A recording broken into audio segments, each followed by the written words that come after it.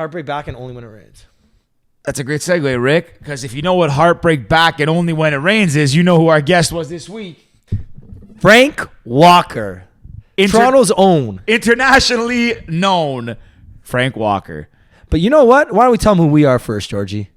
I'm Georgie Boutsalis, your pal. And I'm Ricky Liordi. And as we just mentioned, we had internationally known DJ Frank Walker on the podcast today. He shared some insights on his big break with Heartbreak Back, Only When It Rains, his new track Imagine with Steve Aoki. Also teased a new song that should be coming out right about now. Ooh, it gave us a little sneak peek. It's a nice collab. It's gonna be a big one, guys. It's a fun conversation. We'll let you listen. We're gonna give a shout out to our good pal Steve Liambis, aka at Homes by Steven, aka www.homesbysteven.ca. Guys, Steve has been in this business for a long time. Buying, selling, leasing, renting, selling, buying. Done it all. He's done it all. He's seen it all. He stands by his clients. He makes sure that he's understanding their needs to help them meet their goals. He is somebody who's not there just to make the sale. He's there to just make sure you're comfortable and walk you through the whole process and make sure that you're buying or renting a place that is right for you. Steven is an expert. He can give you advice. He can help you, like I said, buy, sell, or lease. So if you need to reach out to him, it's at Homes by Steven on social media or homesbysteven.ca. And my pal, LFG. Let's friggin' go. I'm just gonna start it now. We don't edit many of them unless something is like. You could edit the start though, like it wasn't rolling. Really chopping a bit. Had it been rolling a couple seconds ago, the juicy stuff was. We edited Mike's, Derek Lays. Yeah. Shout out to Mike. Shout out. Yeah. Anyways, trim that one up. Frank, welcome finally to the Pals Podcast. I know it's been a while. It has been a while. I remember we were just talking about this off air, but when we were together for the après ski party, pre-COVID, we were like, Frank, we got to get you on. We're like, yeah, soon. Well, I was early then. He must have been like, these guys ain't He's legit. like, yeah, these guys Can't come that early. Well, blame it on COVID. That's why it took so long. Fair enough. Yeah, but that was the last time we saw each other. Yeah. The one last hurrah before the world changed. Yeah. And then there was St. Patty's Day. St. Patty's Day. Yeah, I didn't go out St. Patty's Day. I was good. I got tricked into going out by Ollie. He's like, oh, it'll be like small. Yeah. Ollie always does for that. A small party. Yeah. I was turn my mic a bit this way, so I'm like facing you guys. I'm not like that's fine. trying to talk into my mic, but not like look this way as I'm like talking to you guys. I mean, you know how to use all this stuff. Get comfy. Most of our guests, we gotta like set it up for them. You gotta do. I mean, you know how to use all this stuff. Obviously, it's just a microphone. It's not like that. But it's funny. Someone's like, "What do I do?" What? Do you want tell a story? I'm not gonna say it. We had once we had someone. It's happened a couple of times, but like when it gets low, the volumes obviously you can see them, but like it'll get low, so we'll adjust because people turn and talk, and you have to obviously project into it. Yeah. And a couple of times Rick will adjust it, and then the other way and talk. And like we'll tell people like bring it closer, and they'll be like, yeah, and then they look at us, and then we try to like fix. Anyways, it doesn't happen often. It's okay, it's fair. We get a good laugh out of it, but it's all good. But Frank, I guess we'll jump right into it. I haven't said that in a while. You say it on every episode. Do I? Let's just jump right in. Frank, I know you got some new music on the way. Yes. Let's tell us about it. Yeah, so because we're gonna be out by the time. Yeah, so like me and Loud Luxury, you obviously know the boys. Yeah, like we've been friends since like I don't know, like 7 or 8 years now, I guess, because we all went to Laurier, they went to Western, and started up at the same time. I've been trying to find the right collab, and we finally found it. And it comes out next Friday, which will probably be in. No, it comes out tomorrow. Yeah, tomorrow. So what's it called? Like Gold. So it's like me, Loud Luxury, featuring Stephen Puth, who's Charlie Puth's brother. That's what I thought. So I saw somebody posted some pictures of them. You guys were hanging out with him, and I was like, this guy looks like Charlie Puth, and his last name kind of put two and two together there. Yeah, we haven't been sneaky about it. We like hung out together in LA for like a month, tagging each other, everyone's tagging each other and everthing, and building the hype and the mystery a little. Yeah, I think they've been playing the song now too. I think in a couple sets. I think they're doing like a Western homecoming Halloween thing maybe. I don't know. I think there's a homecoming. I think the Halloween's coming. They played a homecoming. There was a Western virtual. They've been playing it somewhere for Western already. So. Oh, that's right. What's the vibe of the track like? It's a bit like houseier than what I'd usually do, like a bit darker. In a good way. Yeah? I'm like trying to switch it up. Like my manager and me were talking, and like I like writing pop music, but like you don't really get booked for clubs for it. Like if you get like top 40 radio songs, unless it's a dance song, and like it's different. So I'm trying to go a bit more like everything I've come up, so a bit like darker, more like kind of deep house music. Is that what you kind of, so when you naturally started into this, like was that kind of the path you just knew you wanted to go down? It's like kind of the pop, more mainstream radio type vibe. Is that what you would describe it as? Like, I don't know. It's a bit all over the place. Like I really like I don't listen to dance music in my free time because I had to listen to it all day. What do you listen to? I listen to podcasts. Podcasts, baby. No, but Really? So you don't listen to like just no music in general, or just like if I do, it's more like older stuff. Like I really like Coldplay and like more chill, like alternative stuff. Who doesn't love Coldplay? Yeah. Though? So anyways, Coldplay's just they were one of my 4 bucket list concerts I hadn't seen, and I saw them at the Sky Dome 3 years ago, and it was one of the best worst concerts of my life. What was the worst? What? Well, long story. I don't want to get into it on the podcast, but yeah, Girls for sure. Yeah. So it was bad because of that, but it was honestly the best concert ever. Like domes open, everyone's got those glow up wristbands. Like Viva La, what was that? Viva La Vida. I saw them Viva La on Vida. that tour at the Sky Dome, and it's like I think it was like Lovers in Japan. One song they had all this butterfly confetti they dropped from the ceiling and hit it with like black lights, and it looked like it was raining neon butterflies. It was like, so cool. Such a crazy. They're like he's such a good performer too, Chris Martin. Like the whole band's awesome. he got big into not big, but he played a few like big house songs. I mean, Swedish House Mafia, I think, had him on. Like Avicii did Sky Full of Stars, Yeah. and Stars, Chainsmokers did something just like this. Yeah. I think he's only done 2. Did he do Swedish House Mafia? What's the song? Not Who's Gonna Save the World? No, it was John Martin. He's a guy. John Martin. Yeah. Close. You known were half there. Halfway there. I should have known this. I was like the biggest Swedish House Mafia fan back in the day. Apparently not.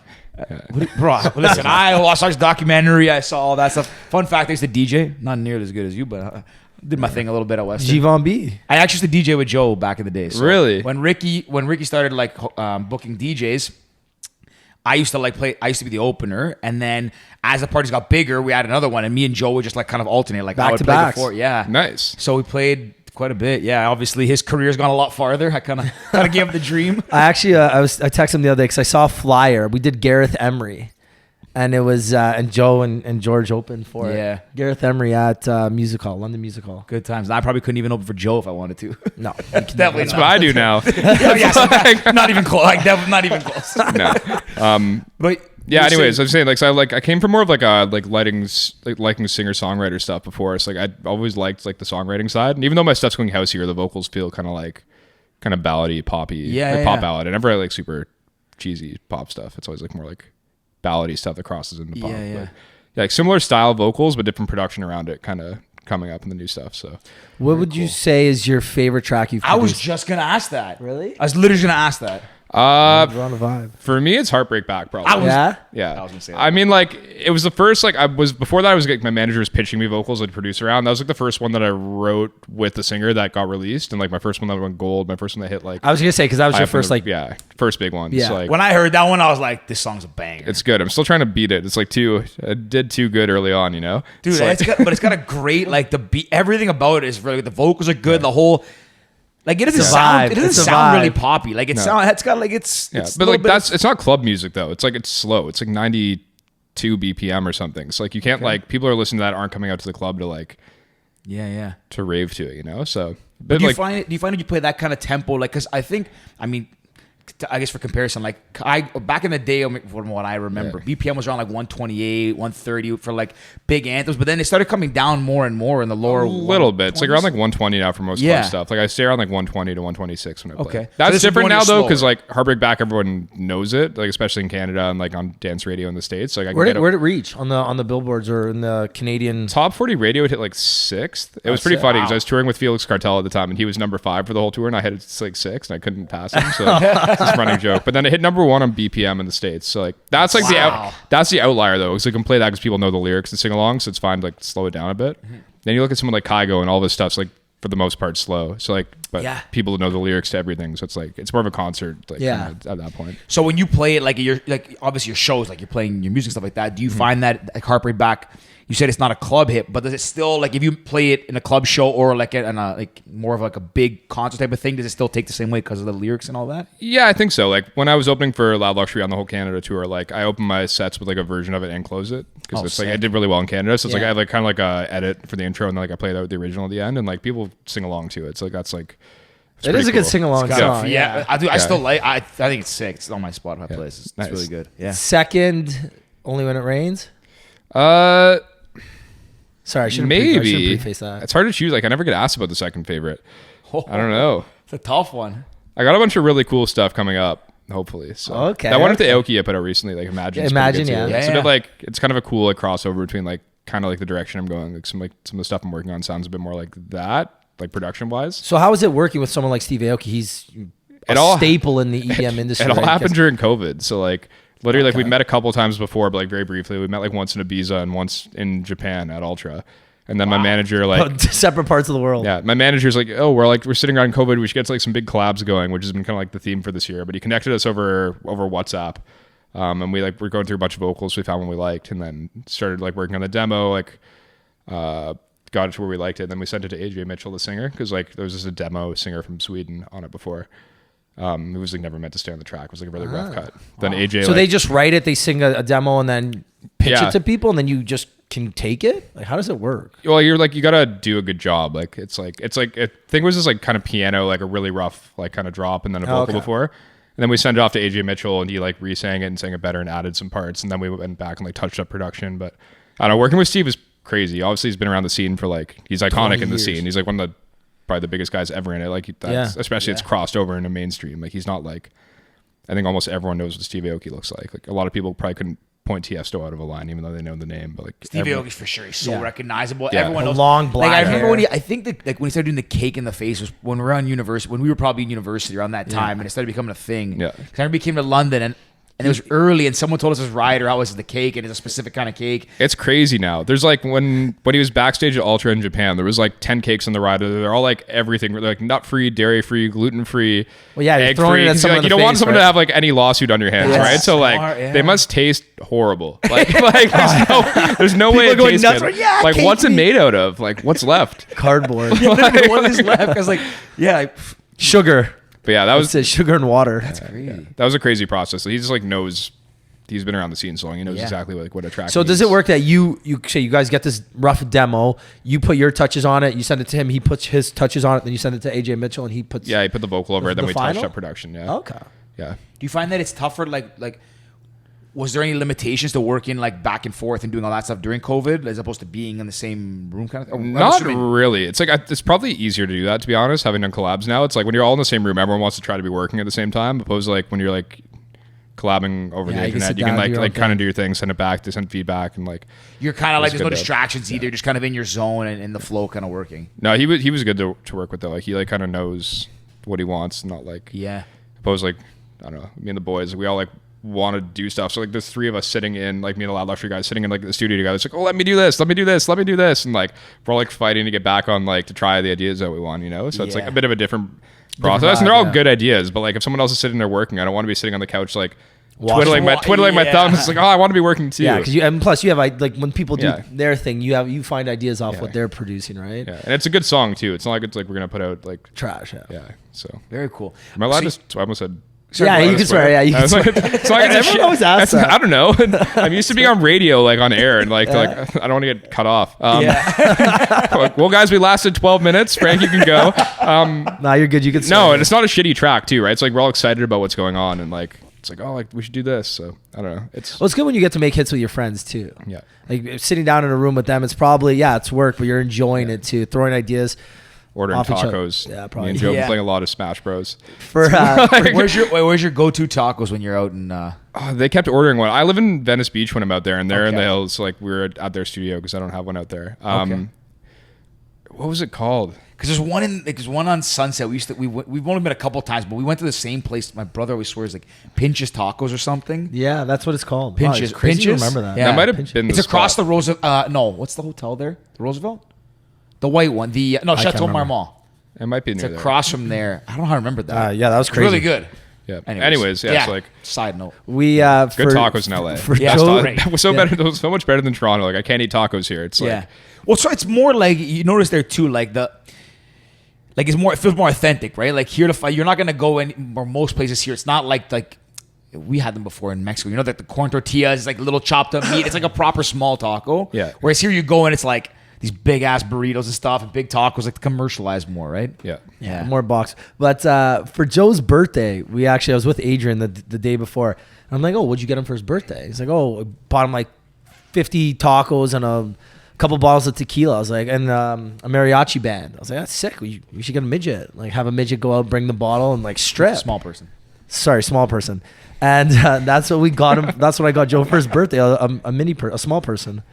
Yeah, really? I don't know if that was politically incorrect. To say. Probably not. I don't know. Mini person, but whatever. Yeah, that's what we got him for his birthday. I canceled over that.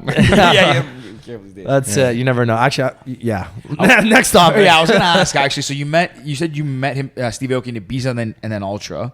I think it was Ultra then Ibiza. I don't know what the time. That was like heavy touring. There was like a lot of like, I think Ultra Japan I played 3 years ago and Ibiza was 2 summers ago. How was that Ultra Japan? It's the craziest show I've ever played. Really? I don't know like how I got the time slot I did. It was like for like the locals or like Japanese kind of DJs on the main stage. Then there was me probably like fifth in, but like halfway through the day. And I think the main stage had like probably 40,000 people or something at that point. Like crazy. Like the first time I ever played like a massive festival stage. That's sick. And like I'd done big ones before, but like maybe 15, maybe 20,000. But like that's like it's a sea of people. Yeah. Like, and Japanese crowds are like hyped. Like they're so excited. Like I feel like they're so reserved that when they get out there and like have a chance to party, they're like, let's go. And like, let's go. It also like worked out really well because I think Rez was right at 2 after. Getter was after me and Rez was after him. And like Getter was after you. Getter. Like Getter. Yeah. Oh, I was like, yeah. Okay. No, but then like that kind of music doesn't really go well in Japan for some reason on the main stage. Or at the time it hadn't crossed over like 3 years ago. So like I cheesed it up for the set. Like I played like I don't know. It's like all the bangers. Most basic things, yeah. Well, Rez is more like a hard electro kind of. Yeah, but thing, like right? 3 years ago, I feel like her style wasn't like it hadn't crossed over other spots yet. It's like industrial, like mid-tempo, but what's your favorite show you've ever played? probably that one. That one? Yeah. That was good. Like Ultra 2 years ago, I did like the live show, like at the live stage. So, like it was me, like I had 5 singers, a sax player, and like sick. 2 like live drummers for the Fucking whole set. love So like sax. that was like a lot of fun, but like Ultra Miami. yeah.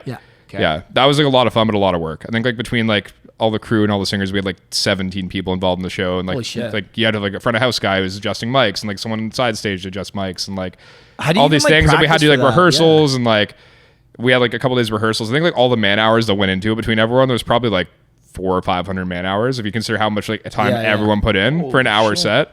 And we didn't tour the live show after, so like it was like A lot Just of one show. one and done. But I don't know, it was like cool to do at the time. Like How did different, you, right? How did you get that? Like, was it your idea? Was it just part of like something that they wanted you to do? Like, how did that come about? Well, they have like a live stage. Like Sam Feld was on before me. I think he had to go play. He had his pool party in the afternoon or something. So like I somehow played after Sam Feld at Ultra. I don't know. Like I'm pretty cool. But I'm good friends with him. I hope he didn't take any offense to it. But like he had like I don't know. It's like there's like a live stage. I think like there's some cool acts that year. Like my manager like messaged me. He's like, hey, like you're on the live stage this year. And like in a couple months, I'm like, I don't have a live show. So that was fun to figure out. But Kaigo has like a really good musical director who helps him out with like because Kaigo always tours as singers and like has string sections and stuff. So Sean, his musical director, helped me like pull it together. I'm like, Sean, help! I don't know what even how to plan it. I'm like, it's like who do I bring out to sing what and like I don't know. So it turned out well. But how long was the set in total for that one? I think like 55 minutes or an hour or something. And it took you like the whole time? Is it like months of preparation? Did it kind of come together really fast at the end? Like that's like when you had to plan the set out ahead of time. So like I knew like kind of roughly what the set was gonna look like and hit up the singers from my songs who I was gonna bring out and like they kind of knew what they were doing and like had a couple people like Riley, the singer from Heartbreak Back, I had her cover another one of my songs and like kind of like to fill up the live content more. Yeah. And then like we kind of like hashed out the set plan for that. Started talking to like 2 drummers, like these 2 girls from LA who do like cool like kind of stand up drum kits, and one like plays bongos and stuff, and like, and I started like kind of plan out the set, like make all my edits to my songs and stuff. So I feel like it was a lot of work before the set, and then during the set you're just kind of it was still pretty hype. Crossing your fingers, just hoping that everybody does their job. Then like a couple days before we all actually met in Miami and ran through it, because like you want to all kind of like be on point. Like when there's like someone's yelling like 3, 2, 1, jump right before drop, like everyone's like doing the same thing, and like even the 2 drummers having them coordinated like for like a clap your hands moment. They're like hitting like their sticks together at the same time, and like you don't want it to look sloppy. What did the first rehearsal look like? Was it like, did it go well or was it just a complete disaster? It was pretty good. Like we all kind of knew like what we were like. Everyone had heard the set before and was rehearsing ahead of time and stuff. Okay, and so it's not bad. Yeah, it's more like tweaking at that point. Like the hard part was like because I have my like things I play out of my DJ decks and like there's already drums in those, so like trying to balance out the level of like how loud the drums are versus like the drums in the tracks. So, like going like editing out like a snare from my tracks. Like if the drummers are gonna play it, right? Because you don't need like So like that was like probably the technical hard part, but. Jesus, I would not have any idea to do any of that stuff. No. It was like fun though, but it was fun. But like I don't want to put all that work in again, unless like Yeah. you were gonna like tour a live show for like Yeah, you're gonna do it consistently. for like Bring it with 40, you, 40 whatever. dates or something, right? And like tour the whole festival circuit with it. Is it? But then at that point, like, let's say you did a tour with it. The beginning part, like again, the setup, the plan, the production, the editing, all that stuff is pretty easy. But then, or sorry, not easy. That's all the work. And then once you kind of start touring in the show, like it's very much a little bit more routine as it goes on, so it gets a little bit easier. It's Yeah, not, definitely. Like I think you'd probably tweak it a little bit, like depending on what moments you feel could probably be better. Like if a really like hot new track drops, you'd mix it in. Like Yeah. I don't know, that kind of stuff. yeah, like make some edits. Well, if you're gonna do like 30, 40 shows, that's probably what, 2 months? Give or take? probably 3 months. 3 depends on how hard you're touring. Yeah. I don't know, like the Kaigo ones, like his like arena tours have opened up for him on like they kind of have it all planned out ahead of time because he's bringing like his album tour for Kids in Love. He had like 7 or 8 singers and like string sections and like he had like a whole synth rig and he was playing synths over the whole like kind of. It was like a whole like arena concert series where it was like 15,000 people every show. Yeah. And like for the most part it'd be the same. Like he'd go into like tiny little DJ bits for parts of it and like different parts of the world. Like Australia, he dropped like a Flume track or 2 because like he's from there. Like. So you kind of That play, kind of you thing. adjust based on where you're going to be, the crowd, all that kind of stuff. Yeah. But it feels like there's not a lot of DJs that would do that like regularly, right? It's mostly guys who do the live sets or kind of come up that way, like the Disclosures, the Flumes. Yeah, I think Like- everyone kind of like, I don't know. I'd love to be able to tour something like that. I don't know like what capacity it would be in. Like I've seen big budgets to like have a crew to tour with you and like put in the effort to like, I don't know, like if you're touring an album or something, maybe like. We got to be able to sell also Yeah. like 10,000 tickets to each show, guys. And especially like you want can't to do bring that at a singers. small You want to bring venue, right? singers along too, right? Like, Yeah. I don't know. It depends, like, because you don't want to like just be playing synths. It's interesting to have like live vocalists. It's different though. Like my buddies like Phantoms are 2 guys from LA, and like one sings and like plays They had that synths. sick track that just released this summer, or was it last summer? They've had a couple. They have an album coming out, I think, this Friday. What was that? I guess what last was their Friday. by the first time big, this big track? Which one? Phantoms? Phantoms. It's like featuring Verity. It's like pretty chill. But yeah, like for the most part, like the one guy sings a lot of stuff, and like he'll like their like thing will be like kind of all like programmed live. He'll be singing on like half the stuff, and the other half will be like kind of like electronic, and they'll That's dub so vocals great. in. Yeah, See, yeah. but they do smaller venues. Like they'll do like I forget they did in Toronto, like a 300-person room in Toronto, but like it's still like it feels like an actual concert. Like it's like an Yeah. actual band touring at that point, right? It's But not Disclosure is very similar too, right? They Yeah. have a full setup. Yeah. Even Rufus, right? Rufus Soul. They have they're a DJ set they're and then they sick have a live. live yeah. performance. I think they're only doing live now. Like they've gotten big enough that like they I feel did like a DJ set this year in Montreal. really. What did like all 3 of them Igloo do? Fest. True. Yeah, they performed. There was a DJ set, 100%. Do you see they did like something live from Joshua Tree? I was just gonna bring it's that so up. sick. I watched On it like YouTube? yeah, I've watched that like maybe 15 times. It Yeah, inspired me. I like, wanted to I'll like, put it on, have a And then they drink, just released- watch it. It's yeah. so sick. They released the album, or I guess just the audio version of it as well. So it's like you can listen to it on iTunes or Spotify. the visuals are just like I was insane, just though. thinking that. It's crazy. The visual make it so cool. It's just like yeah, man. I love that. What's your dream show or dream venue or dream something to play? Like, what's your Joshua Tree or your? I played a lot of really I cool guess, like, spots. you Red probably Rocks would be sick. I haven't played Red Rocks.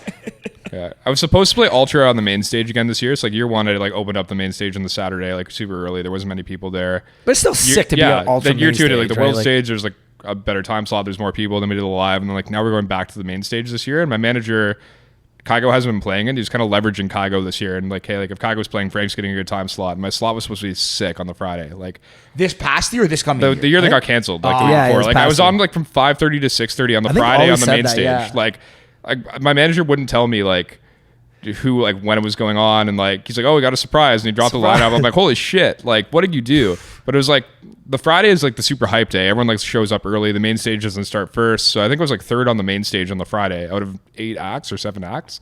It was like a local, like they're kind of like resident guy that Ultra has. Yeah, yeah. And then Fetty Legrand, then me, then Kashmir, then Kaigo, then like Tiesto. And I'm like, how did like you pull this off? That would have been Sick. like, that would have been my dream That's set. Next year, crazy. hopefully, I get the same time slot if the Ultra guys. So Ultra main stage Yeah. is your spot of Red Rocks. yeah.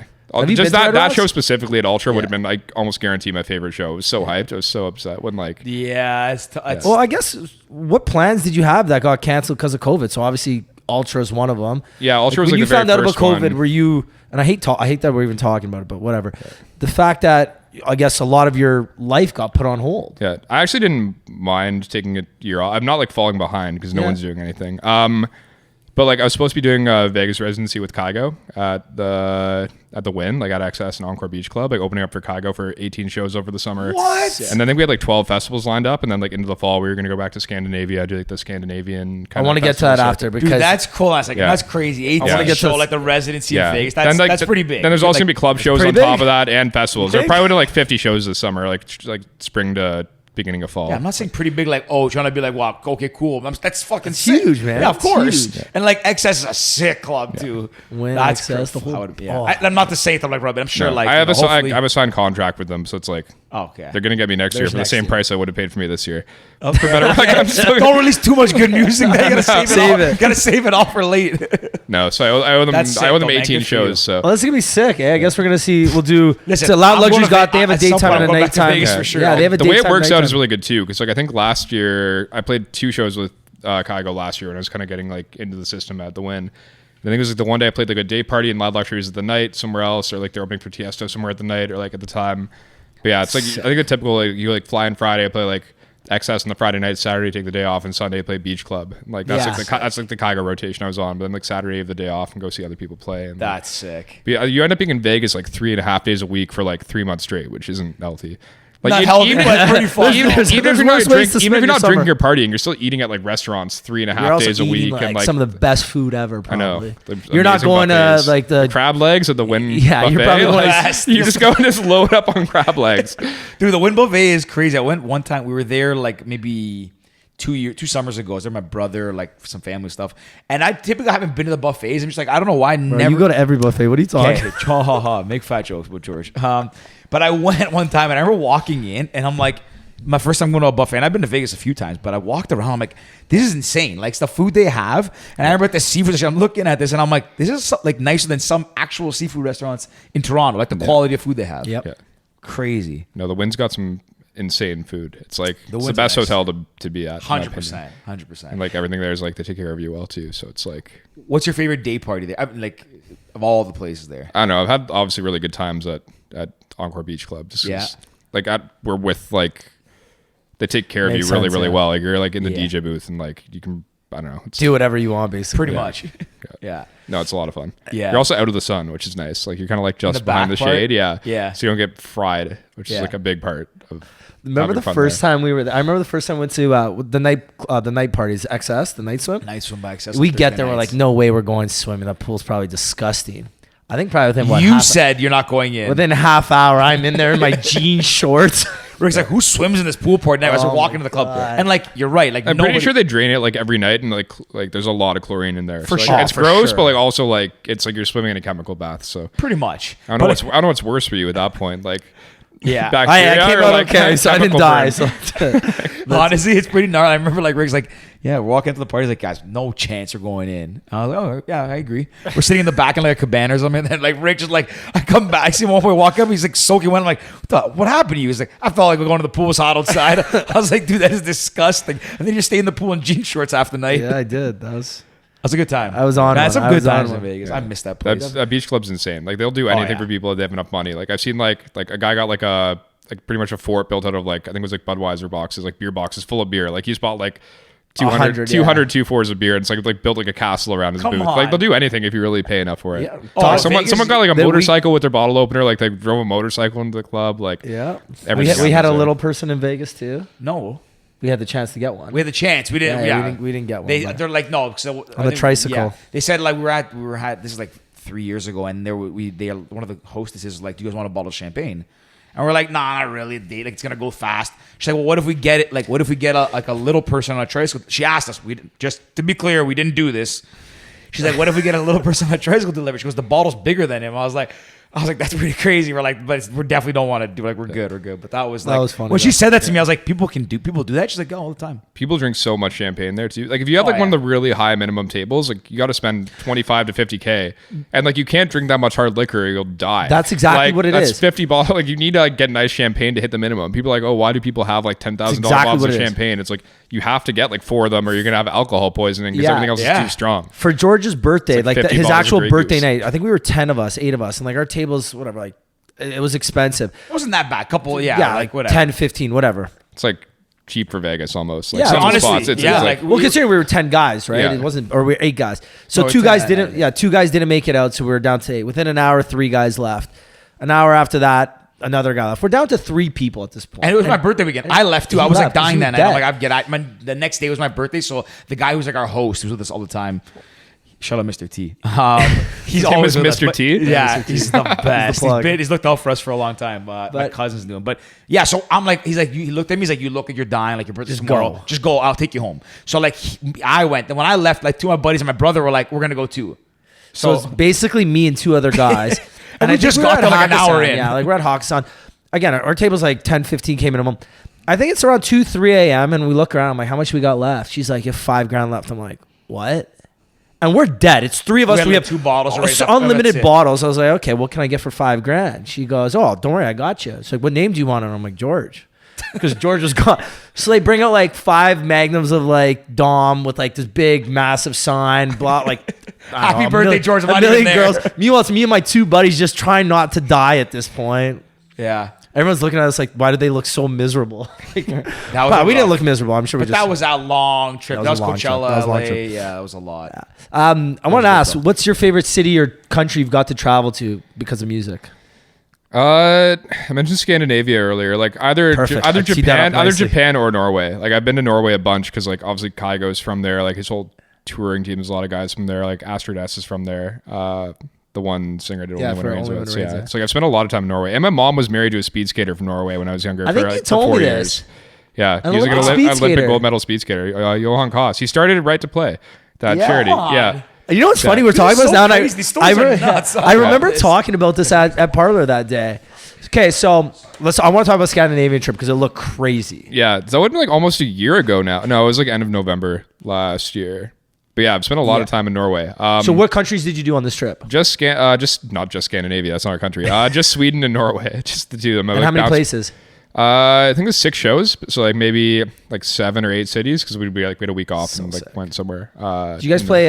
What's Kaigo's hometown? Bergen. Bergen. We That's played a it. tiny bar, like Actually, I 100. remember this. Yeah, I've seen this. 150 person Was it bar. a but- basement or something? We were like the upstairs attic almost. So you can fit like 70 people up there.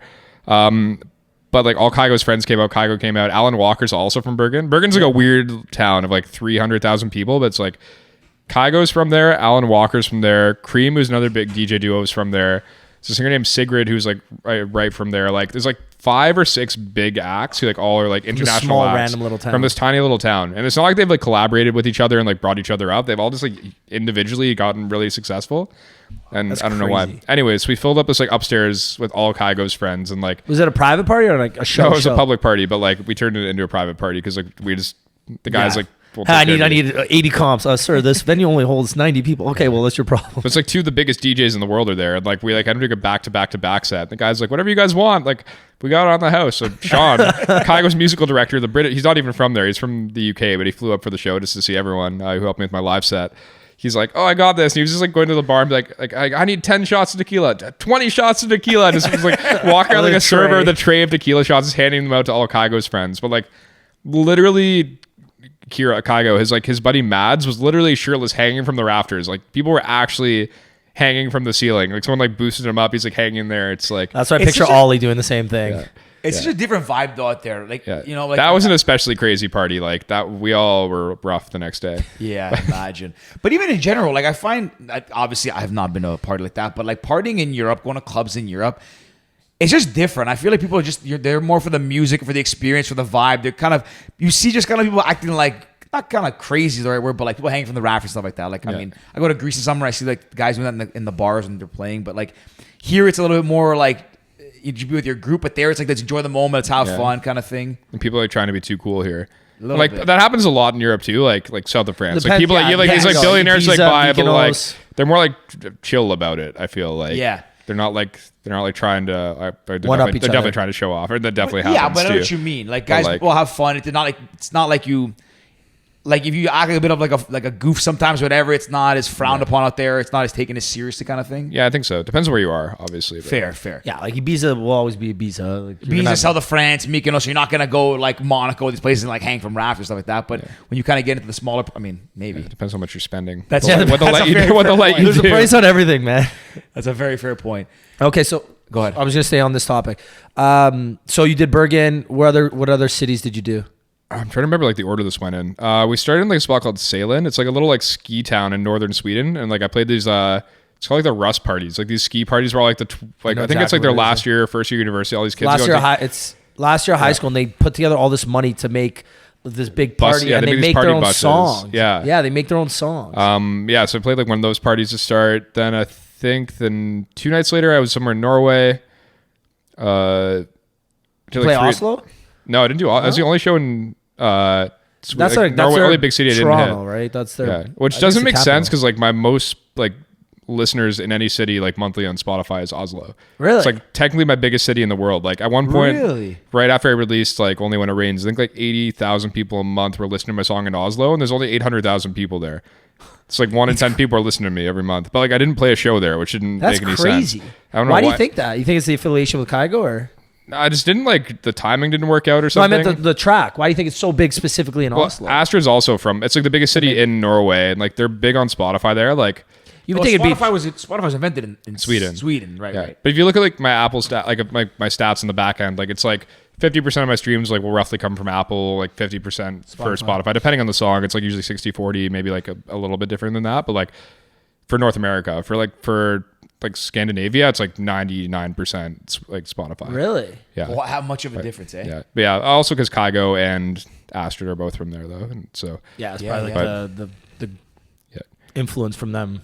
I think I was supposed to go back like around now and play the festival circuit like a month ago, and like Oslo is a big one every year, so I think they wanted to save it for that. But what's the sets like out there? Because they get sun in the summertime until 10-11 p.m.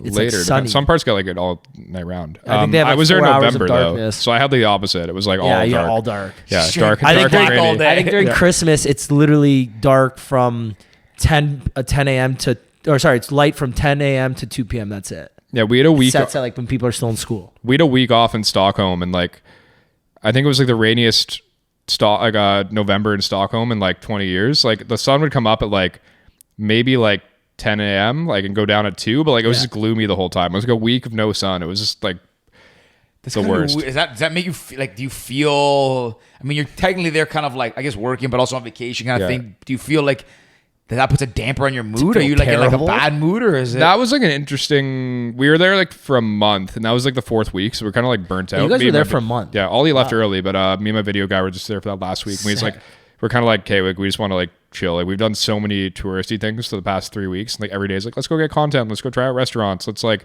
get ready for the show. Or like, it's like at that point we're just kind of like, hey, like we're finally in a nice like city hotel. Not like, they're like amazing hotels. We're in like these boutique hotels in like northern Norway you're staying at for a little bit. And there's like some beautiful, beautiful hotels. But like there's not much, you have to go out and do activities. So we're finally like, hey, we're in a hotel that has like a steam room and a gym and like room service. Let's like chill for a couple days and unwind a bit, eh?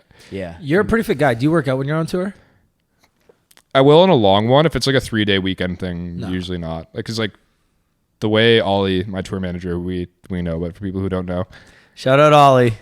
He likes booking really early flights because he doesn't want us to miss the later flight. And then like if you miss the later flight, you aren't going to make the show. So it's like it's usually like we like wake up like it's like you'll be out to like playing till like 2:30, like at your hotel by 3, like try to be in bed like a bit after that. You got to unwind a bit after like the show. After jumping around, you can't fall asleep right away. But then you're usually up at like 8 to get to the airport again. So you're not sleeping much. So you like go sleep a bit on the plane, sleep a bit when you get to the next city. Like try to like get up. My video guy Matt's like, we need to get photos, and like he'll like drag me out of bed and we'll go get photos, and then like kind of touch up my set for the city, and then get some dinner and play another show. So like some spots will work out. Like if it's a short flight or like a good flight, but for the most part, it's like it's kind of like I'll get through the weekend and then work out hard during the week. Figure 3-day weekends too. Like if you're doing Vegas, and I mean you have a day off in the middle kind of thing. I'm sure like Vegas is Vegas, but I guess after doing that many weekends, that many shows, eventually you try to mix in like workouts and like I need some downtime because Vegas also has like the spas and like all they got nice gyms. Yeah, that'd be a different situation. I think after like a couple weeks in Vegas, you're probably like I need to chill out and like to, like find the healthy spots to eat and not hit like a buffet or like the best restaurants every single day. I feel that. But Scandinavia, like when I could, like we were hiking a lot and stuff too. We were staying. So you were constantly moving. Yeah. I feel like a lot of people are always outdoors out there. Yeah. Yeah. We had like 2 full weeks off, and like not together, but like at one part, Johannes, who's Kaigo's photographer, had the week off too. So like, Yeah, he's a sick photographer. yeah, his buddy drives a Porsche Norway, so like he lent us like a Porsche for the week, and like we like ripped up in these mountains, stayed at a hotel from. Have you seen Ex Machina? It's like a movie with with Charlize Theron. No, Alicia Vikander. Ex Machina is with the guy who plays Poe Dansby in Star Wars. What's his name? I'll remember. It starts with an I. Isaac something. Something. Anyways, Isaac, Jonathan Isaac or something Isaac. Anyways. Whatever. Anyway, yeah, we stayed at the hotel though. It's like this crazy kind of eco hotel. Like it's where they shot that whole movie. Like in Norway. But yeah, we stayed there for a night, and like there's like 7 bedrooms. Like it's like these crazy little pod rooms around like this farmhouse, and you go have like these big group meals. Then we like ripped up the next year, drove like higher up into like the fjords, and like took a helicopter back, and like you're doing stuff like that. So it's like that was like a pretty crazy active week. But then that's sick. Stockholm was different. Oscar Isaac, that's his name. Yeah. That movie's crazy. Still don't know who it is. Sorry, you should watch it. It's crazy. And you'll watch it because you know who's in it. The girl.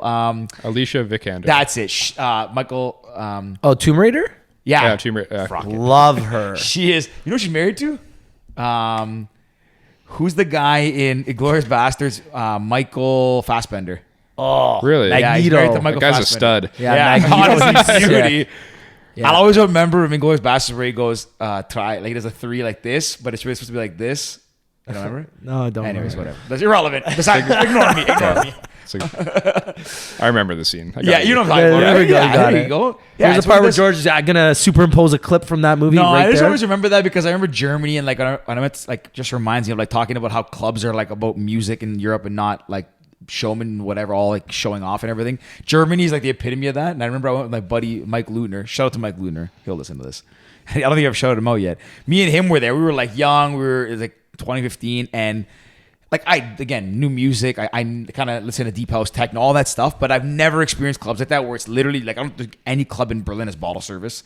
You go up to the doors and you have to like if you're looking at tourists act like a drunk idiot, you're not getting into these clubs because they want people to go for the music. Yeah, so I'd have to go to the door and be like, they'd be like, how many? And I'd be like, zwei. And they'd be like, I have to pretend like I spoke some German, just all black.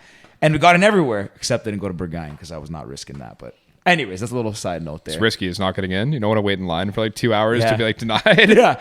A buddy of ours, I won't say, but he went like, he wanted to go and he went 3 nights in a row and he never got in any night.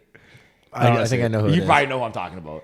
I'll tell you that. And I was just say his name on the edge. I don't know if I can say. But anyways, I had some friends go to and they said it's like next level. It's crazy. I don't know if I can handle that. Go ahead. So what's next for you? Obviously, you've got this new track coming out tomorrow.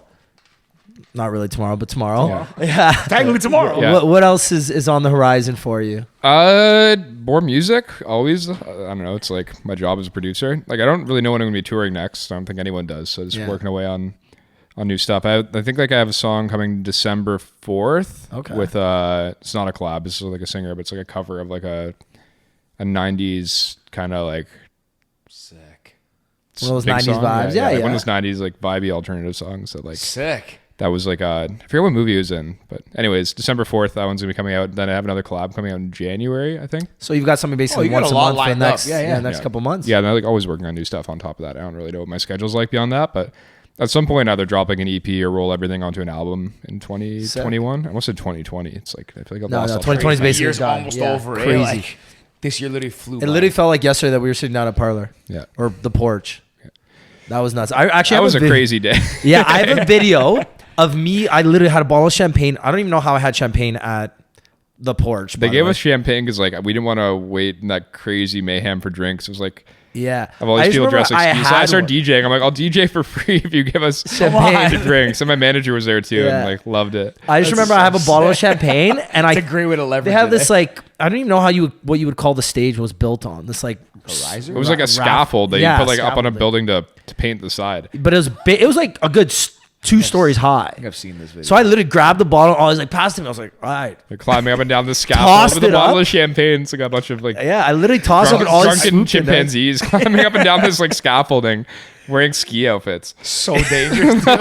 No regard. Man, we were way too. Seeing that, you guys like 80s retro ski outfit. Just do you know who was DJing that dude that day too? Neil Wong's brother. What's his name? Backup DJ. Backup DJ. Yeah. I didn't know that was his brother. He had a sick outfit on. It was like a full length like fur coat, like fur hat. Didn't he have a fur? Like a fur, like one of those like Russian like kind of cylinder fur hats. I just want to party right now. That's all I can think about. Is like, I miss like these kind of events. Man, it's crazy. I lost my touch. A couple weeks ago, I drank like what I would usually drink before this, and I had like the worst hangover the next day. I'm I don't know if I'm like healthy now. My body's like, I know what it feels like to be normal and not like tired all the time from touring, but. Man, it catches getting nice 9-hour, 10-hour sleeps. Yeah. Then I finally am like tired one day and hungover. I'm like, what the hell just happened? Like I'm all like, it's funny. So, not really funny, but I did. We always say that. It's always. And my stories are never funny either when I say that. No. I was gonna do sober October, and I lasted like from the point of end. The last time I drank in September to like the day that I drank in October was like maybe 2 weeks or so. Which like I honestly I could probably have lasted a month, but I'm like, man, it's just like. Because of lockdown and everything, like I don't need to drink every night, but I'm like, man, like weekends I want to have a drink or whatever. So I was like, screw this, I'm gonna stop. Like whatever, I'm gonna have a drink. I had a couple that night, but the same thing. I think I went 2 weeks between my last one, and like even before that was sporadic. I woke up with the worst hangover. I was like, this feeling sucks, and like I don't feel like I drank that much that night either. And I was like, the next day I was on my ass. I was like, couldn't get off the couch. I was like, this is terrible. I don't know if that's like what it always feels like when you're used to it. We're getting old. We're used to it. I think we're getting old. Like, that's why. You're like your bar for what normal is actually like 60%. It's like, oh, like I feel so rested today, but you're not like really rested. Maybe. Yeah.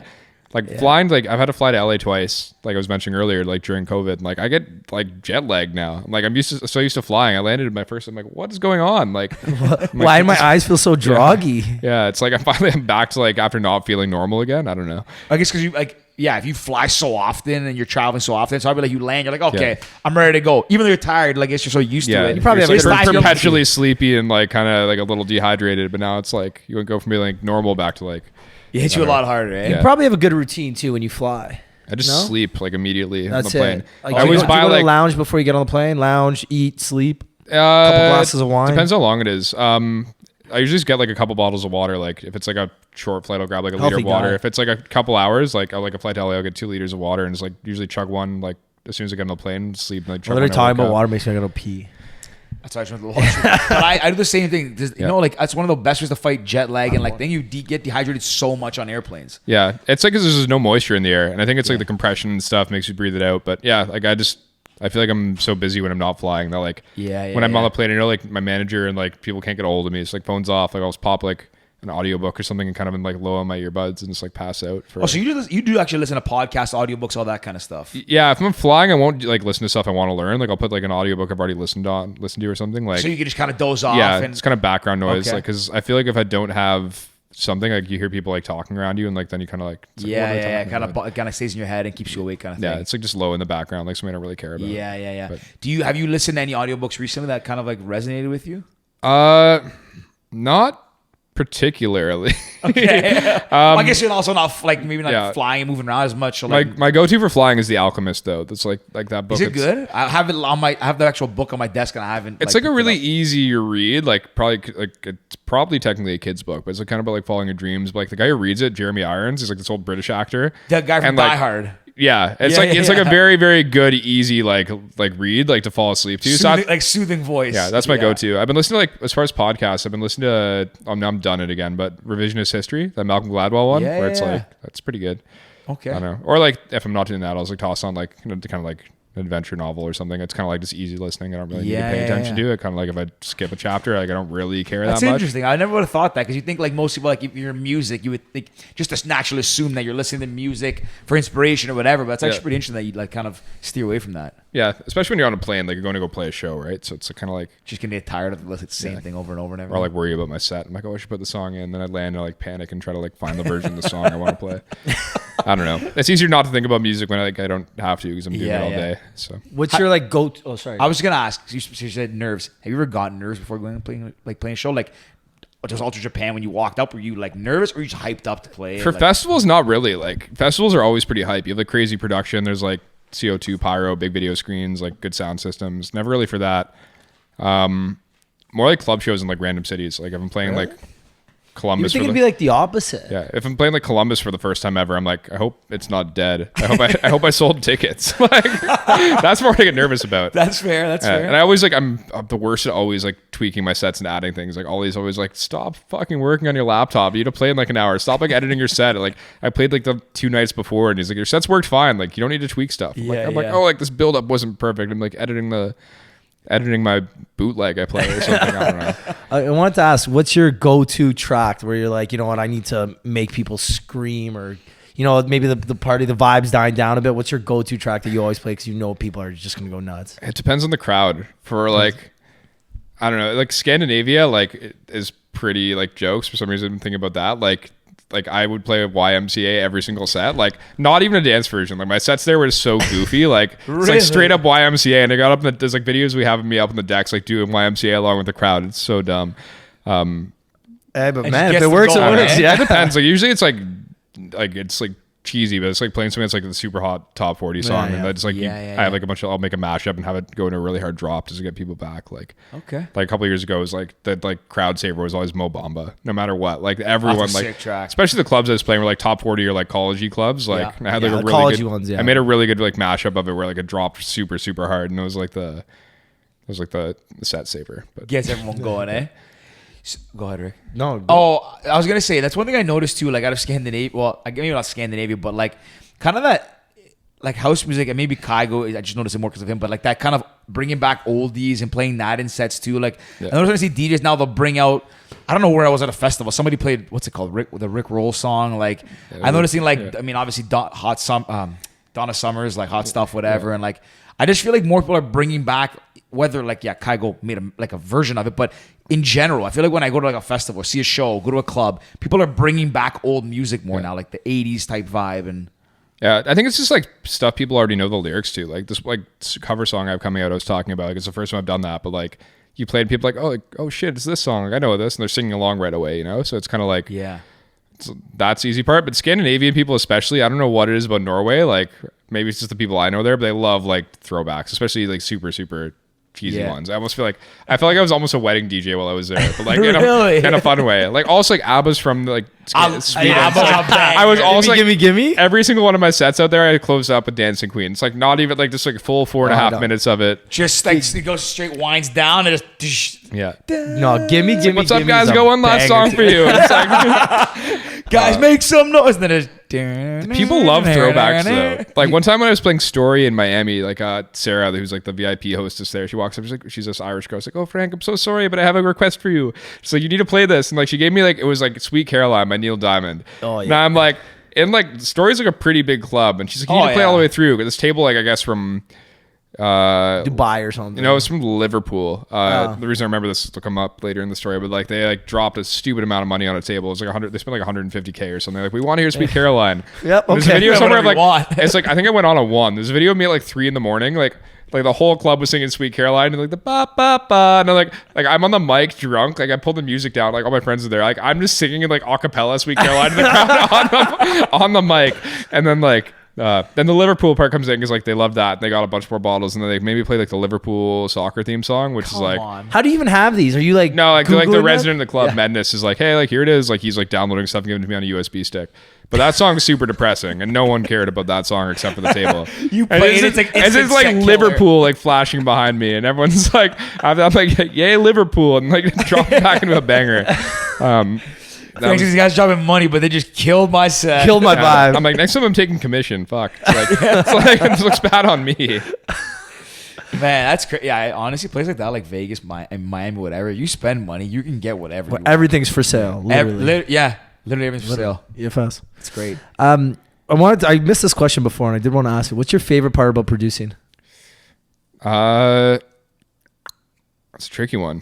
I was about to say when I finish a song, so I don't need to worry about it anymore. I think like when you're first starting out and trying to figure out like what the song's gonna be, like kind of like when you just like have like a vocal you're working with, like it was like just vocal and piano. I'm like, oh, like I don't know where I'm gonna take this track, or like what the vibe's gonna be, or what the drop's gonna sound like. And I feel like the first like little bit, like probably 80% of the song gets done. Like you've like figured out a lot of creative stuff, then like that's probably 10% of the work. Then the other like 90% is like polishing it up and getting it like mixed mastered and like making sure all your sounds are good and like little tiny tweaks, and no one's going to notice except for me, but like takes way more of the time. So I think it's when you first started out, or like I don't know, like I do like probably half of my stuff is songwriting. Like I'll write the lyrics with people, and the other half's like I get pitch demos that are just like piano and a vocal. Okay. I don't know, when you get a really really good demo and you're like, holy shit, this is going to be like a lot of fun to produce. Yeah. That's like the cool part. What do you find? What's a tough part for you? Is there something that when like growing up? I didn't even ask. Like, did you grow up in music? Like, did you grow up like any instruments, or were you just drawn to like the electronic production side of it? Like, how did I went to like an art school up in King City, CDS, growing up. Country day school. Yeah, and we had to take music up till grade 9, and I took trombone and like sang in the choir because you had to do that as well. Like from like I was there from like senior kindergarten all the way through. Wow. But didn't think I'd do anything with it, so I took trombone. It's like a silly looking instrument. Yeah, of course. Yeah. I played the trumpet. I played the clarinet. Yeah. Anyways, like stopped taking that in grade 9. Went to Laurier and played in the rugby team there for like a year and a half. And our You played rugby? Yeah. Wow. You guys fit, man. Come on. What position? For club back in Aurora, I played flanker, and then I played wing for Laurier. It was bigger then too, so like 15, 20 pounds heavier. Really? Yeah, but not like as healthy. I played rugby for. Not a healthy. I played rugby. I was like probably 15 pounds of like 10 pounds of healthiness, 5 pounds of unhealthiness. Okay, you're trying to fair. keep like you're running so much. You're trying to like you need a bit of fat, otherwise you're Yeah. turning. Well, plus, Yeah, when you dude. got people like 200 pounds coming at you full speed, Yeah. no gear on, that's good. Yeah. I played York Yeoman for a couple of years when I was a kid. Really? Yeah, I was shit though. I played for the Barbs on Aurora Barbarians. I was terrible. Our team was pretty good. Like I worked my way up to like I was subbing for the first. So I'm like, this is not fun anymore. Like I don't wanna get I beat have to up. like I'm like small for this like division. Like at my I don't know, I was like maybe like 190 to like 200 pounds, which isn't small, but like these like big men who like people are so, like trying to get on Team Canada at the first level. It's like televised on local TV, and like everyone who's playing are like tough. They're all like construction workers, or like they're like big men hitting you. They're- We're, like, yeah, So I- you're not playing with like it's not like a young guys team. It's like playing with like real. No, club level is hard. Like that's the point where I'm like, okay, like I'm getting my ass kicked every Saturday because I'm Jesus. like if you like I don't know, my position too was like when I was playing flanker, I was like small for the position, but like had good cardio. I was like in a lot of contact. So I'm like every week I'm like just limping around all week to go get beat up again on Saturdays. I'm like, okay, I need to like focus on music at this point. I was like 22 or something. But anyways, I played at Laurier. Our team wasn't that good, and I was like DJing our house parties and the football team's house parties at that point. And I'm like, this is way more fun, and like I don't get sore every week. So like I stopped playing the team, just kept playing the house parties. And then like Pat, you know Pat McDonald? Yeah. Like he had like a Tuesday night of the Fox and the Fiddle in Waterloo. Didn't So I started, Pat like, playing with start him. 12 bars? Yeah, him and Mike. Are they Him and Mike, right? Yeah, him and Mike Horner. Yeah. Yeah, so they're throwing a bunch of events out in Waterloo. I started DJing them, and then kind of like started liking that, figuring out production on the side. How'd you figure out production? Just like Kind of through vid? YouTube. My Yeah. buddy Glenn Morrison at the time was like teaching me stuff. I know Glenn Morrison. Yeah. Well, Yeah. I don't know him personally, but Yeah. he did a He party played for us. New Year's. No, He was supposed to play the best New Year's that never he happened. played before Avicii the first time. Yeah, Yeah, they got shut down, I think. yeah, that was the one that got No, shut but down. but he then played at the after show. Yeah, the one a week later at Rebel, whatever Rebel was called before. Sound Academy. Yeah, because I opened that show New Year's Eve, and I played Glenn Morrison. I was supposed to play before Glenn Morrison, Yeah. and then I was playing. And anyways, yeah, rest is the best party that never happened. Yep. That would have been crazy. Yeah. Anyways, he started teaching me stuff. Kind of on the side. I graduated. I was like working with my family a little bit, doing like some marketing and business strategy stuff, but like DJing on the weekends and producing at night. And my mom's like, you can't start this when you're 40. Like you need to start doing it now while you're young and like take a shot. So That's I good, worked. man. I kind of did like it both for like a year, then stopped working at like a business environment for like after a year and went full time into production.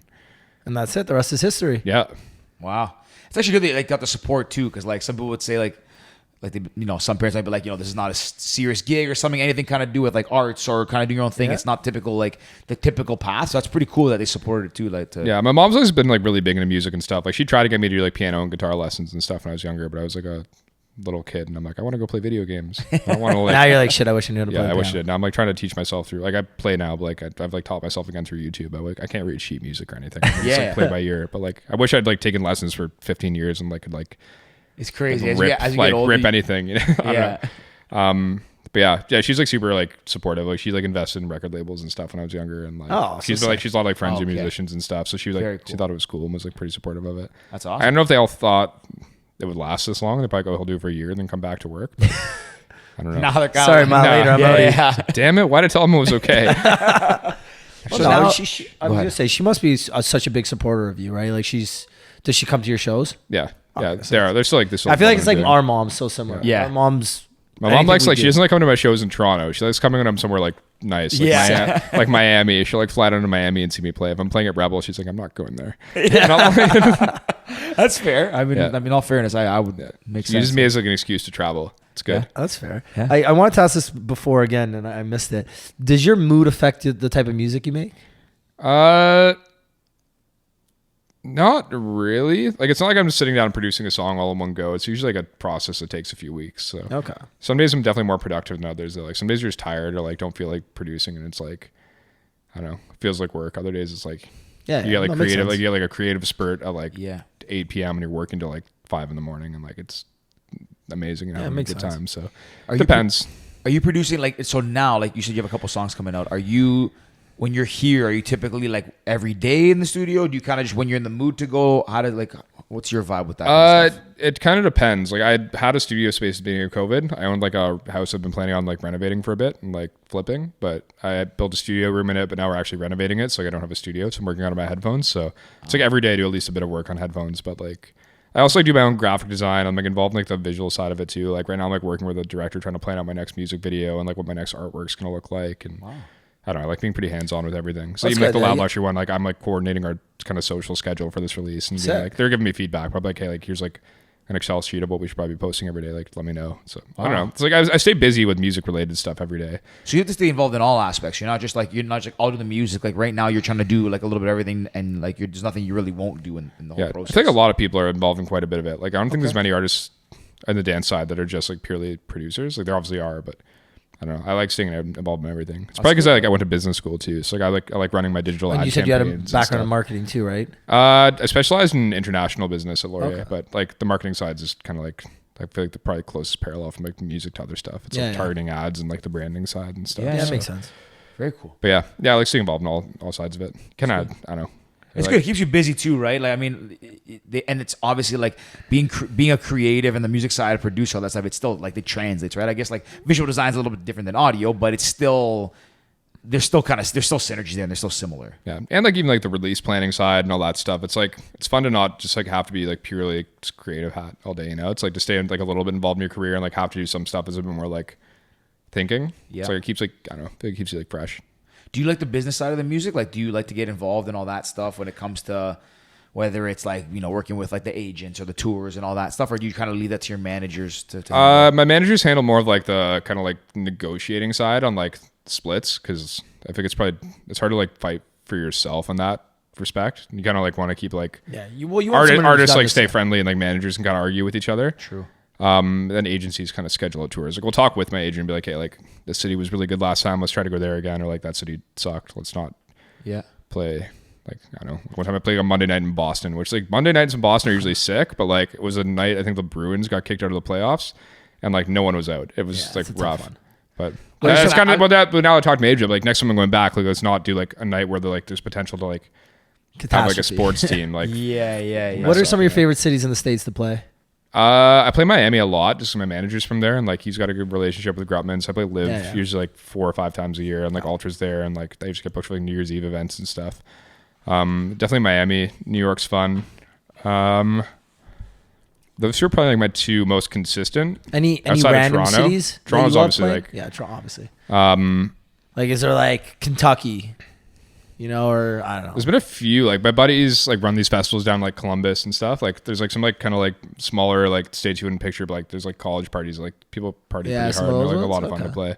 Yeah. I don't know, it depends. It depends on the night. Like you never really know like what's gonna be like the best city to play and what's gonna go off, what's not. Like you have like, cities like you love and it's just like a bad night, like it rains or something and like people just aren't feeling it. Yeah. Boston on a Monday. I was gonna say like what's your least favorite show you played? Maybe not specific show, but or city, so we don't maybe out anybody.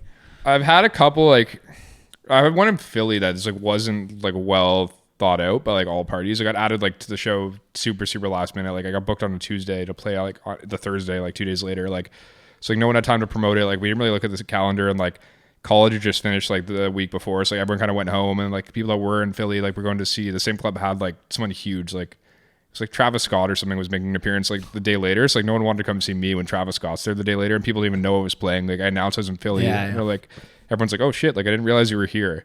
And it was also raining. It's like whenever it's rainy, it's like not fun to play. But that was like that like wasn't so true though. That like wasn't really anyone's fault. It was like everyone kind of been like we should have just like looked and been like, hey, like this is a bad like week to book stuff. Like everyone just left for like left to go back home and like it was a Thursday, like kind of like one of those things. I don't know. It wasn't like I don't know. It's like that's like when a city's bad to play. It's not like cities are. I guess you consistently learn bad. that as you go to, and like as your career grows, all that stuff. You kind of get the feel as you tour more and all that stuff. Like, and you get better at turning down shows. Like my agent will send me something to me and my manager, and like now I know it's like kind of what time of year it's like. Hey, like, let's not force it. We don't need to go like play a city I've never been to before on a Tuesday and try to force like a hard ticket night or something. Yeah, it's like let's go like the first one there, like going down a night where it's like they have more built in, like a Friday night that's known for dance music in this town. Yeah, Colorado's a really good city. Thinking back to like Denver's really.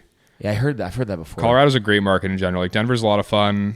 I played there a couple of times. My buddy's owned Belly Up in Aspen, which is like a ton of fun. It's like this little like 400 person venue that is in Aspen. But they book like Kaigo, Diplo, like they've had Dead Mouse. Venue. Yeah, Aspen's super expensive, so like they can afford it. Like take it like it's because it's small and like during like ski season they'll do like $400 tickets, but there's gonna be like 350 people here seeing Dead Mouse in this tiny little room. That is so crazy. And it's been a club for like 25 years. Like my buddies run it now, but their dad started it before, and they've had like epic acts in there. Like the Foo Fighters played there. Like they're like even before that, there's like huge acts. So they're back in the day, their dads were still booking stuff too and all that. Like it's been like it's like a staple out there. Yeah, it's like a family thing. Yeah, and then like Aspen's also a really good music market. There's like a lot of like money, and like they'll do stuff during the X Games and like the Chainsmokers. I feel like there's so much going on in Marshmello will Aspen play. all the time though. Yeah, Like, especially even in the winter. You think winter's like a bad season for No, going those out and ski towns partying? crush Those it. ski towns like that just crush. Yeah. Those are always fun shows, but always horrible hangovers. You like forget like you're drinking at altitudes. Like things hit you like 4 times as hard, and you get super dehydrated. And our buddies also own like the Matsuhisa out there, which is like essentially Nobu. It's just branded differently. It's like the same chef. So you have like amazing sushi for dinner and like lots of sake, and then like go to the club and drink after you're done. You just get hit so hard, but the next day, like, you always fly out like this one little airport. You're always sitting in the airport dying. I'm like, oh, why did I drink? Was it you that told me the story about when you guys were there in Aspen, and then you went to this party, I guess, and then had to ski the way home? Ski down the hill on the way home? Yeah, Cloud9. My manager was there too. He met, did you meet Miles? Yeah. I don't think he didn't come to your house. But No. He was at the Apre thing. Yeah, we were all together there. Yeah, we were there for President's Day in the States, which apparently is a massive party holiday. Like I didn't realize how hard people go on President's Day. When is President's Day? I think it's January. Okay. Whatever the one in January is. Maybe it's like our family day, maybe. Okay. No, family day is February. Yeah. Regardless, continue. Yeah, so it's like this spot called Cloud9 in Aspen. It's known for like these kind of crazy. It's like they have this champagne spraying bit. Like so everyone like knows it's coming. It's like famous for this. Like it's up on top of the hill. Everyone's eating. You have like these nice meals, and then everyone gets champagne. And there's like a quick champagne like. Not even quick. Like there's a time where like they play the song and everyone starts spraying each other with champagne. And I thought it'd be quick. I thought it'd be like, hey, like how much champagne can they spray? I'm like, I don't want to like ski down soak. So I took my shirt off. So I'm standing there shirtless and like this, on top of a mountain. You're inside the bar. You're inside on bar. top of a mountain. But like people are going in and out of the door. It's still cold. This thing lasted for half an hour, and I'm just by that point like my snow pants down to my ski boots are drenched in champagne. I'm like shivering cold because people keep going out. I'm like, when does this stop? Like I just want to put my clothing back on.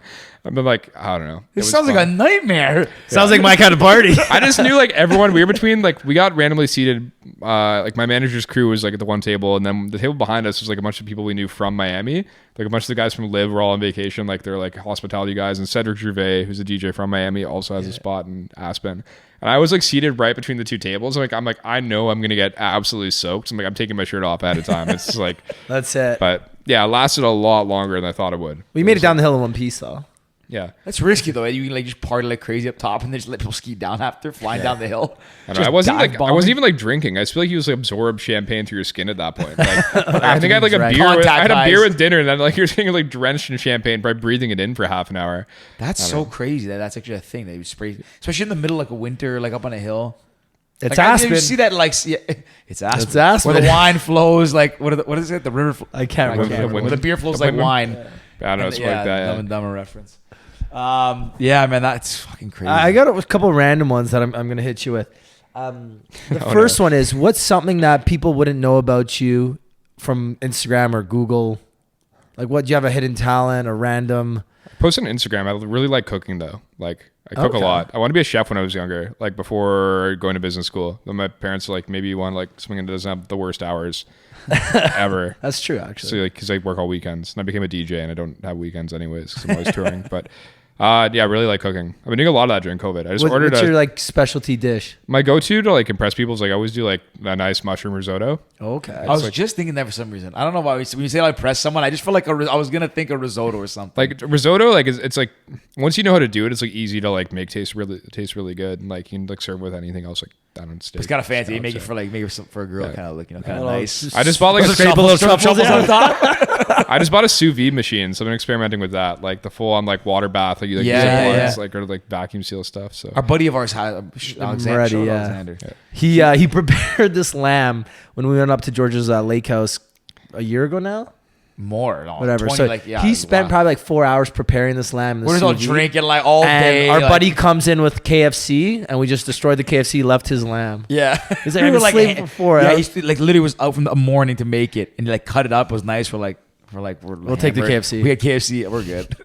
felt kind of bad. Yeah. Sorry, Alexander. We'll eat it next time. yeah, I've been doing like a lot of that though. I just got like masterclass. We got like the lessons. Yeah, like yeah. now all I do is just watch cooking masterclasses. I find them like entertaining to like have on in the Really? background and stuff. Do you watch cooking shows? Sometimes like Netflix has a couple good ones where like Yeah, I like yeah. the competition ones. I feel like Food Network is now just turning into like baking challenges with kids. Like Well, we had they're like I don't really care about like watching an 11-year-old try to bake cookies. Like A, I don't like baking, and like B, if I try to do it, I could probably do it better than this kid. Like I don't want to watch someone do something worse than me. So I love it. I love it. like that. We had Brad Smith on during COVID, and he hosts a lot of those cooking shows too. And he says, yeah, sometimes it's just all for entertainment purposes, and the food's like not even that good. Yeah. But Do you watch Chef's Table? yeah, so good. If you can go to one, I mean, I don't know how many of them you remember. There's so many seasons now, but if you can go to one of those restaurants, which one would you go to? I've been to Alinea, that one from In Chicago? season 2, episode 1. Yeah, the Grant O'Shea one. Yeah. Like it's probably the best meal I've ever had in my life. Really? Yeah. Have you seen the barbecue season that just came out? It just came out. Yeah. There's a guy in Australia that does like this crazy that barbecue. looks in Sydney.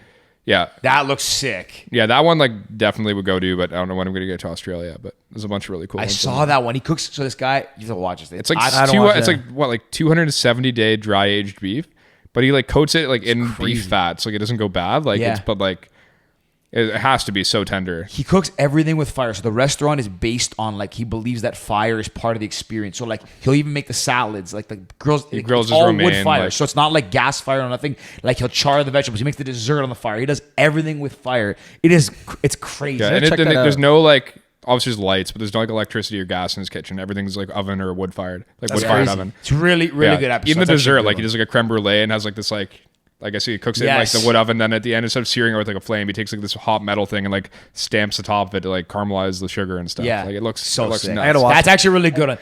The always say the one that I've always that I will always stick with me is Massimo Bottura, the first episode at Osteria Francescana, Yeah. like the first episode. He's a masterclass too. I just watched that one the other day. Is it good? Yeah, it's good. He's like the only person who doesn't actually cook himself. He has like a sous chef do it for them the whole time. Okay. And the sous chef won't talk, but the guy's name is Taka, and he'll try something like. He's like, oh, like Taka, try this. He's like literally sticks the spoon in Taka's mouth, and the guy doesn't say a single word, just nods.